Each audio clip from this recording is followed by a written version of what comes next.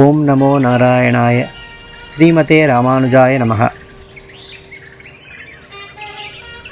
M தொண்டை வாய்ச்சிங்கம் வாயென்று எடுத்துக்கொண்டு அத்தொண்டை வாய் அமுதாதிரித்து ஆய்ச்சியர் தம் தொண்டை வாயால் தருக்கி பருகும் இச்சந்தொண்டை வாய் வந்து காணீரே, சேயிழையீர் வந்து காணீரே.